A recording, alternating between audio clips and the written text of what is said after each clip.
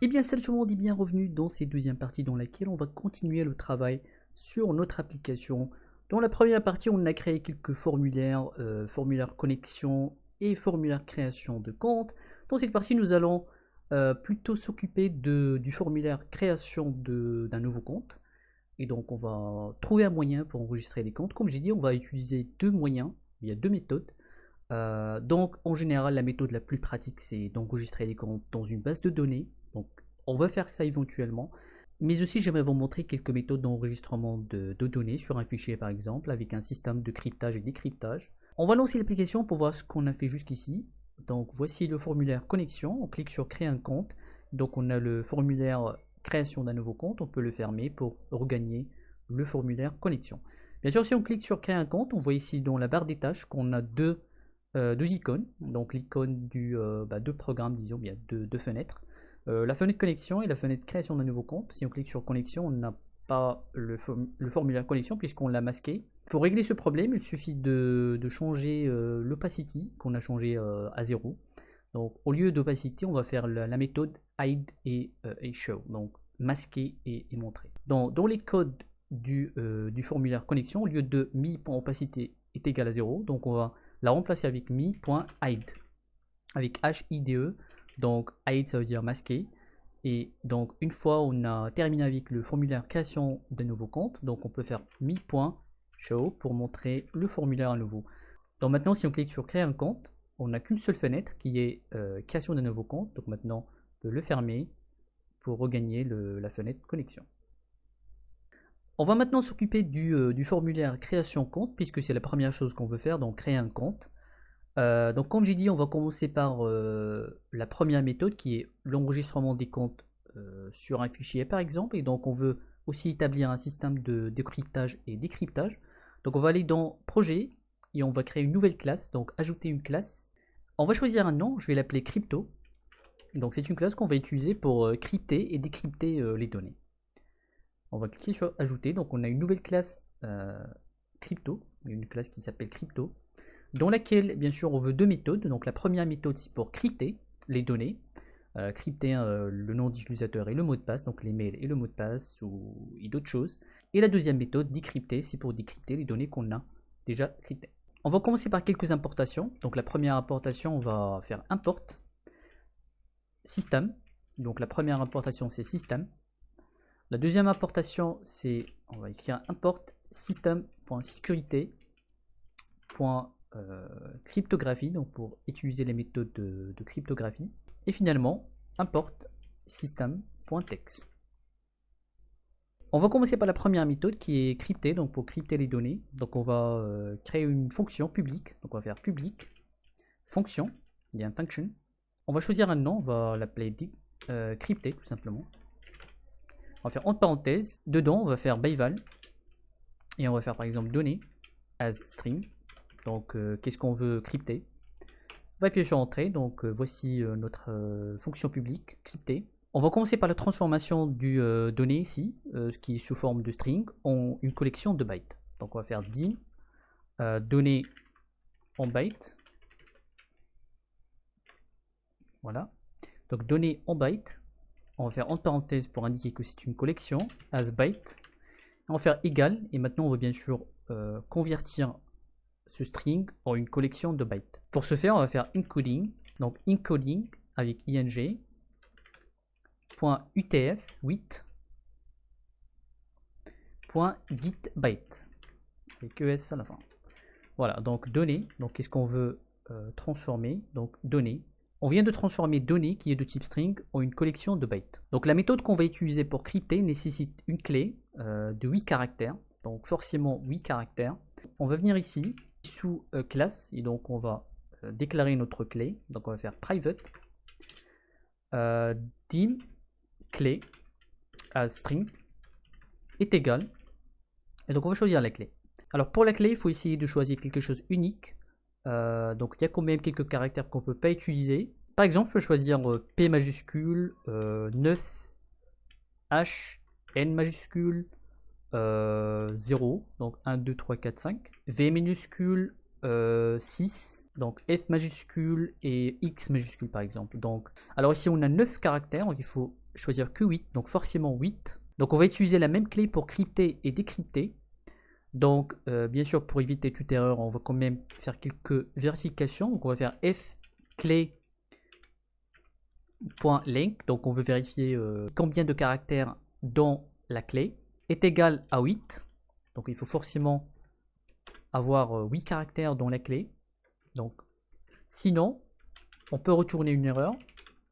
Par exemple, on va faire return, puisque c'est une fonction qui nous retourne du string. Donc ici, on a oublié de faire as string. Donc c'est une fonction qui va nous retourner un résultat sous forme de string. Donc ici, on peut faire par exemple erreur clé par exemple. On va aussi transformer la clé en une collection de bytes. Donc on va faire dim clé en byte en parenthèse as byte est égal, donc la même chose, encoding utf8.getByte, et dedans bien sûr on va faire la clé.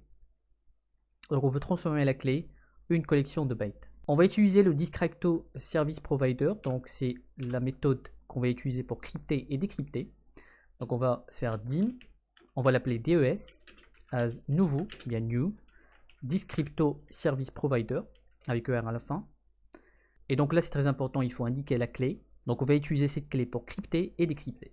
Donc on va faire des.key pour indiquer la clé est égal à clé en byte. Et aussi on va faire des.iv égale à clé en byte. Donc key et iv.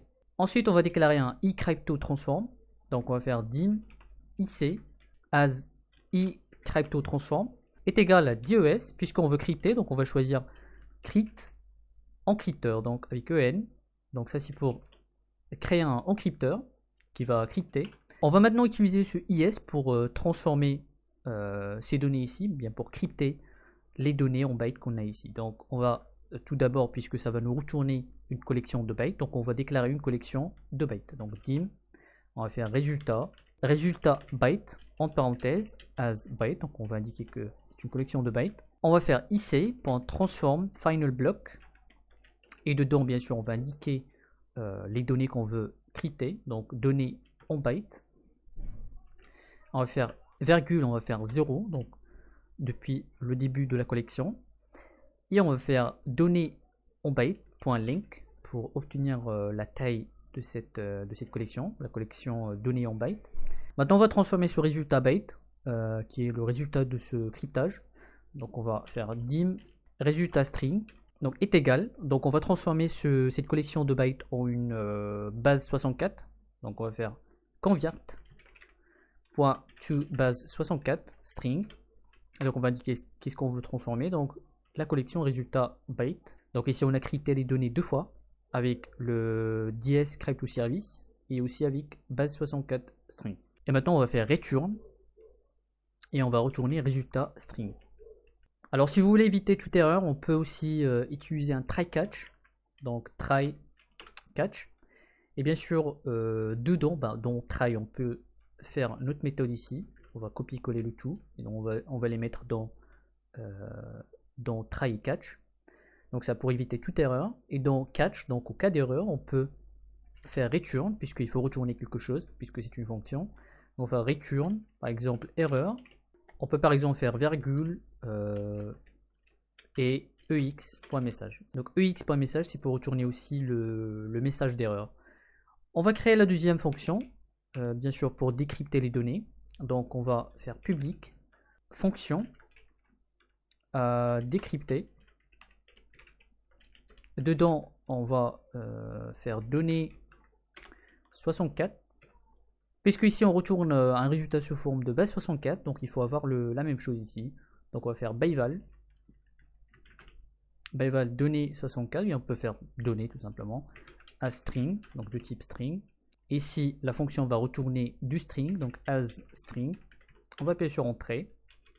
Et encore une fois, pour éviter toute erreur, on va faire un try catch. On va retourner la même chose, donc return, erreur et le message d'erreur. La première chose, on va vérifier aussi que la clé contienne 8 caractères, donc f clé est égal, ou bien .link est égal à 8. Sinon, on va faire else, donc on va retourner aussi erreur clé. On va retourner la collection de bytes depuis ce base 64, donc on va faire dim base 64 bytes en parenthèse as byte, on va faire est égal à convert. Maintenant, on va faire from au lieu de to. Donc from base64 string. Ici, on va entrer ce qu'on a envoyé dans la fonction, donc données 64. Donc ici, on a récupéré la collection byte. Donc ici, on va faire le contraire, ou bien l'inverse. On va encore une fois convertir la clé en byte. Donc on va juste copier-coller. On va utiliser le descript service aussi. Donc on va copier-coller. Donc comme déjà fait, donc on va faire des.key pour indiquer la clé. Donc égal à clé en byte. Et aussi le IV, donc des.iv, donc la même chose, clé en byte. Voilà, donc encore une fois, la même chose, sauf que cette fois-ci, on va pas faire encrypteur, donc on va faire decrypteur, donc le contraire. Donc des.crypt decrypteur, donc pour decrypter. Encore une fois, la même chose, on va juste copier-coller, donc on va utiliser le IC pour transformer cette collection ici. La collection base 64 bytes. On va utiliser base 64 bytes. Donc la même chose ici. Donc on vient de remplacer juste le nom de la collection. Donc la même chose se répète. Finalement, on va transformer cette collection de bytes en string. Donc dim résultat as string est égal à encoding.utf8 get string. Et dedans, on va faire résultat byte. Et on va retourner sur résultat. Donc return résultat tout simplement. Alors encore une fois, la classe s'appelle crypto, donc on va faire un petit exemple rapide. Dans le formulaire connexion, on va ajouter un bouton temporairement, donc bouton, juste pour vous montrer l'utilisation de cette classe, on va donc cliquer sur bouton 3. Et dans les codes, pour utiliser cette classe, on peut faire dim mon crypto par exemple, as nouveau, bien new crypto, donc on va utiliser la classe crypto.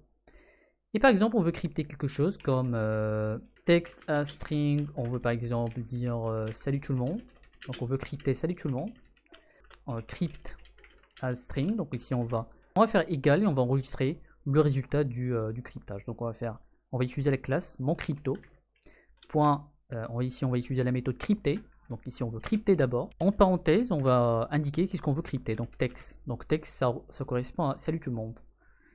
Là, on va bien sûr faire un message box pour voir le résultat du cryptage. Donc, le résultat de cryptage est enregistré dans la variable crypt. Après le message, on peut décrypter ce résultat ici pour regagner salut tout le monde via le texte original. On va faire un message box, un deuxième message, .show, et là on peut directement faire mon crypto, .décrypter. Décrypter, qu'est-ce qu'on veut décrypter? Le résultat du cryptage, crypt. Voilà. Et là, bien sûr, on va lancer l'application. Et on va cliquer sur bouton 3. Là, c'est le résultat du cryptage. Donc, c'est le premier message qui crypte. Donc, voici le résultat. Donc, si on fait OK, là, on regagne salut tout le monde puisqu'on a fait un décryptage ici. On vient de créer la classe crypto. Donc, c'est une classe qu'on va utiliser pour plusieurs choses. C'est aussi une classe qu'on peut copier, coller dans d'autres projets si on veut. Dans le formulaire création compte, on va double-cliquer sur annuler, donc on va commencer par ce qui est très simple. Donc annuler, on veut tout simplement fermer le form, il y a le formulaire, donc on va faire close tout simplement. Close entre parenthèses. On va double-cliquer sur créer, donc là on va faire quelques vérifications d'abord. Donc ça c'est le textbox 1, donc on va vérifier si le textbox 1 est vide. Donc on va faire f textbox1.text, on va faire .trim entre parenthèses, ça c'est pour éliminer les espaces au début et à la fin. On va faire est égal à string.empty. Alors string.empty ça veut dire que c'est vide. Donc on va appuyer sur entrée. Alors si le textbox 1 est vide, donc on veut montrer un message, on va dire par exemple veuillez entrer un nom. Après on peut faire else if, donc là on va vérifier le textbox 2, donc le textbox 2 pour l'email. Là on va faire la même chose, on va faire textbox 2. On peut vérifier aussi que c'est une adresse email correcte, donc on peut faire end, et aussi, donc le textbox 2 n'est pas vide et aussi, par exemple, ça contient un arrobase. Par exemple, on peut faire textbox2.text.contains, caisse à la fin, et en parenthèse, entre guillemets, pardon, on va faire arrobase. Donc si le textbox est vide, ou bien, là bien sûr il faut faire le contraire, donc nat, on va faire le contraire. ça ne contient pas arrobase. Et là, bien sûr, on va montrer un message, on va dire. Donc, veuillez entrer une adresse email valide. Après ces deux vérifications, on peut passer à la création du compte. Mais avant, il faut aussi vérifier le mot de passe. Donc, Textbox 3. Donc, else if textbox3.text.trim est égal à string.empty. C'est le textbox 3 est vide, donc on veut aussi dire veuillez entrer un mot de passe. On peut aussi vérifier que le mot de passe contient au moins 3 caractères, donc on peut faire else if textbox3.text.link avec gth à la fin est plus grand que 2, donc on veut au moins 3 caractères. Là bien sûr on va supprimer trim puisque on peut avoir des espaces, il n'y a pas de problème. On peut dire ici messagebox.show, donc le mot de passe doit contenir au moins 3 caractères. Et finalement, si tout va bien, on peut passer à la création du compte ici. Dans le textbox 3, qui est le mot de passe, on peut aussi changer la propriété maxlink. Voilà, donc ça c'est combien de caractères à ne pas dépasser dans un mot de passe. Donc on peut par exemple faire un mot de passe de 10 caractères bien sûr, ou bien 15. Donc un mot de passe de 15 caractères au maximum. On va revenir dans le bouton créer, donc on va double-clic. Là on va créer un dossier qui s'appelle compte dans lequel on va enregistrer les comptes. Donc on va les enregistrer dans un fichier. On va crypter les données bien sûr et on va les enregistrer dans un fichier. Donc c'est un dossier qui s'appelle compte qui se trouve dans le même endroit que l'application. La première chose, on va vérifier que le dossier existe, donc on va faire dim dossier compte as string. On va obtenir le dossier où se trouve l'application, donc on va faire égal application.startup. Donc application.startuppath, c'est le chemin d'accès de l'application, où se trouve l'application. Donc on veut créer un dossier qui s'appelle compte dans le même endroit que l'application. Avant de continuer, on va corriger une petite erreur ici. Donc c'est pas plus grand que 2, c'est moins que 3. Donc dossier compte, donc ça c'est le startup path, donc on va faire et ou bien plus, entre guillemets, on va faire slash et on va choisir un nom. Donc le nom du dossier c'est dossier compte. Donc est-ce que ce dossier existe? On va vérifier si le dossier existe, mais d'abord on va faire une importation ici. Donc on va faire import system.io. Voilà, donc system.io et là bien sûr on peut faire if directory, donc point existe, donc est-ce que ce dossier existe ou bien ce chemin d'accès existe, donc dossier compte. Si ça existe c'est bien, si ça n'existe pas on va le créer, donc on va faire nat, donc on va vérifier le contraire. Si le dossier n'existe pas, if nat directory.exist ce dossier, donc on va le créer, donc on va faire directory.create directory. Et donc, qu'est-ce qu'on veut créer? Donc, on veut créer dossier compte, tout simplement. Alors, dans l'explorateur de solution, on peut faire un clic droit. Donc, si vous ne voyez pas l'explorateur de solution, c'est dans affichage, explorateur de solution. Donc, on va faire un clic droit sur le projet. On va faire ouvrir le dossier dans l'explorateur de solution. On va aller dans bin, debug. Donc, ça, c'est notre application. Si on double-clique, ben, c'est la même application. Voilà. Donc, ici, c'est, disons, l'emplacement de l'application. Autrement dit, le startup path ici. On veut vérifier si un dossier avec le nom compte existe. Donc pour l'instant ça n'existe pas. Donc on va lancer l'application. Et puisque le dossier n'existe pas, donc il va être créé ici. Donc on va faire un nom comme par exemple n'importe quoi. Email n'importe quoi avec arrobase et mot de passe, quelque chose plus grand que 3 caractères. Donc encore une fois dans le dossier, dans l'endroit de l'application, bien le chemin d'accès de l'application, on n'a pas de dossier qui s'appelle compte. Donc puisque ici on vérifie si ça existe, bon, si ça n'existe pas on va le créer, donc on va créer, et donc là on vient de créer un dossier qui s'appelle compte, dans lequel on va entrer les comptes, bien on va enregistrer les comptes.